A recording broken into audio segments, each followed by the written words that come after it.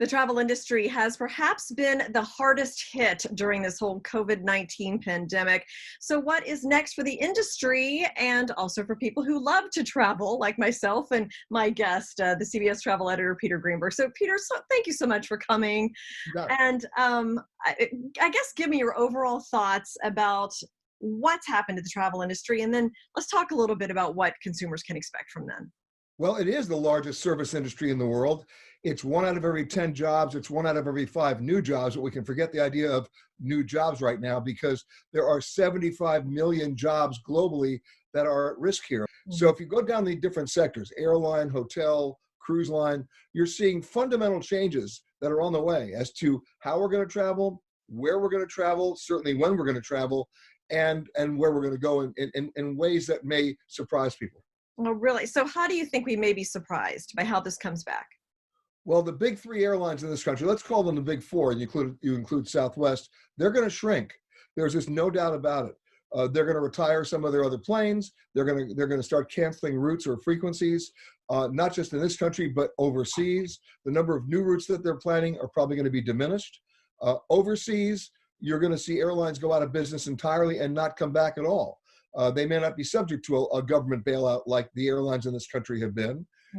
That's going to have a negative effect on the actual companies like Boeing and Airbus because the used plane market is going to explode. And if you're an airline that you actually want a new plane, why would you spend 3 years waiting for one from Boeing when you can get one off the used car lot, if you will, for a relatively young airplane? 2020 is essentially a lost year.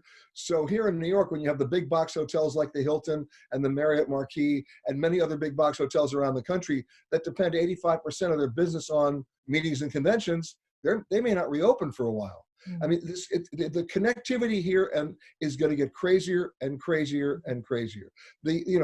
People working from home, guess what? Automobile sales may drop because people don't need to commute as much. Commercial office real estate, not necessarily tied to travel, but guess what? It's all in the mix right now. I mean, it's the economic implications I don't think anybody can foresee exactly how this is all going to play out and all the ramifications. Let me just give you one scary example.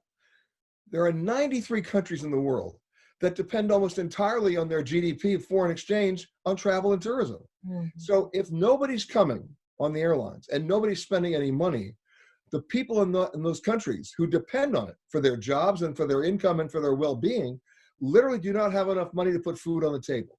And if you look historically, when that happens in different countries, that's when governments crumble, there's instability, revolutions, and civil disturbance. Yeah. And that doesn't get recovered very quickly. But on a global level, the worst 4-letter word that starts with F in travel, fear. And after 9/11, let's go back and take a look at American behavior after that. After 9/11, Americans were not really, excited about flying over large bodies of water to go to their destinations because they were worried about terrorism. So domestic travel increased, cruise lines were able to reposition their ships to U.S. ports, and life went on. This is a completely different ballgame. You're dealing here with some really basic and strong fears. Yeah. And the optics here are not good. Nobody wants to go anywhere on a cruise ship right now because they're fearing that if somebody coughs, they'll be quarantined and they won't be able to get home. Oh, that's right. It could turn into a nightmare trip. Well, yeah, or at least the perception of such, and that's what's going to keep people from booking. You're seeing cruise lines burn through cash right now that you cannot even believe.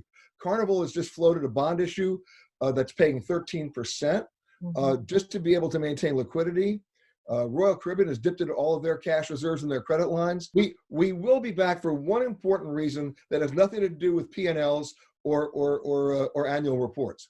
It has to do with our cultural DNA. We've evolved into a society that doesn't just want to travel, we need to travel. And we will figure out a way to get back. The real question is not whether we're going to travel, but how we're going to travel. Mm-hmm.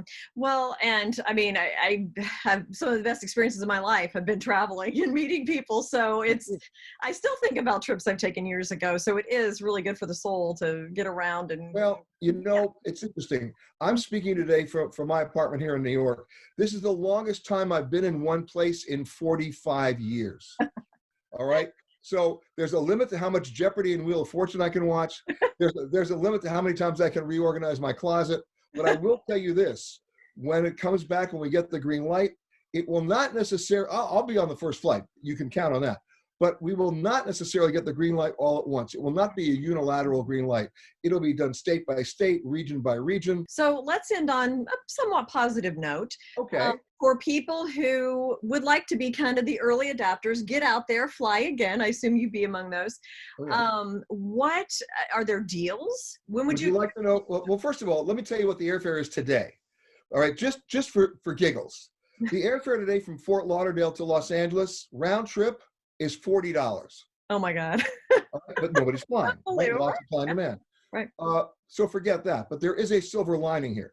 The one thing that the travel industry won't be able to do is they cannot discount their way out of this. People, because you're dealing with fear. However, smart travelers, and many of the people watching us right now are members of frequent flyer programs. Well, guess what? There are seats available. You can finally redeem your mileage. And not only can you do that, you can do it at lower mileage redemption levels because they've got so much space on the plane, you can go bowling on those flights. Now, I'm not talking about flights this month or next month or even June.